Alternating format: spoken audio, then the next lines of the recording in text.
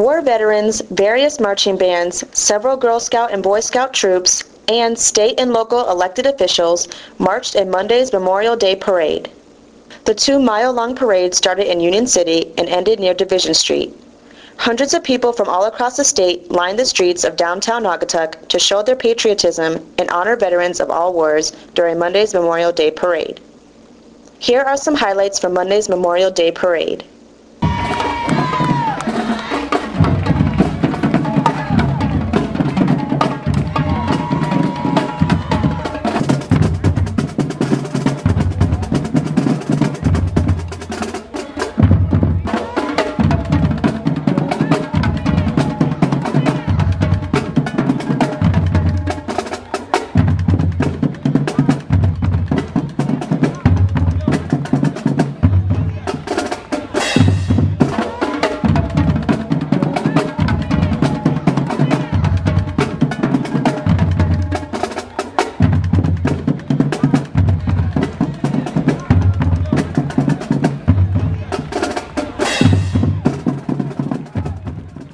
This year's parade was dedicated to World War II veterans and was led off by Naugatuck residents and World War II veterans Andrew, Charles, and John Doback, who served as the parade's grand marshals.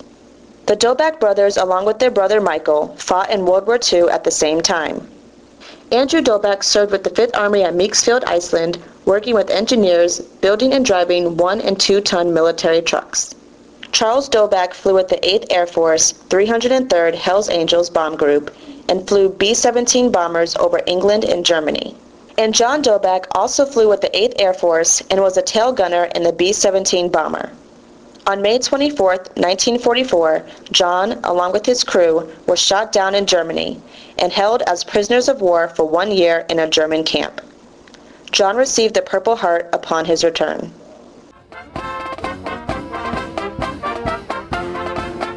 After the parade, a memorial ceremony was held at the gazebo on the town green, and the Doback brothers each talked about their experiences while serving in World War II. I was in the aircraft out of Berlin, Ron. Only my second mission. I was only over England 7 days, and we got hit by flak. And I'll tell you one thing you can miss the most is water and toilet paper. You can't get along with water, you can't get along with toilet paper. Boy, you're suffering when you ain't got those two things. And you think about it, what would you do for that? You can't go to the toilet, you can't wipe yourself, you can't use your clothes because you can't wash them after. I was in the B-17s, 303rd Bomb Group, Hells Angels, and they called it the Hells Angels Bomb Group because they were lightheaded. Anyway, I flew 5 missions over Hamburg, Germany, and Norway. I remember John flying over, and when he got shot down, I heard about it in my squadron group. And I got a ride up to his camp, and they told me he felt his plane went down this spiral. And I got all his possessions from the squadron, and I sent him home to my mother. I was with the engineers, and I went to school to learn about fixing automobile engines. And I came home on a furlough from Iceland during the war.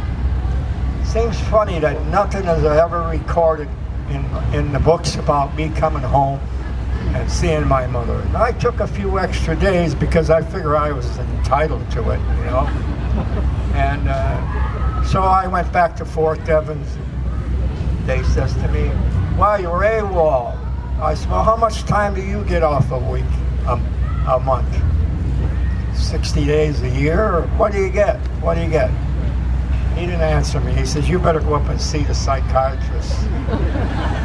So I went, and he says, "What's the matter?" I said, "Well, I took 4 extra days and they want to hang me."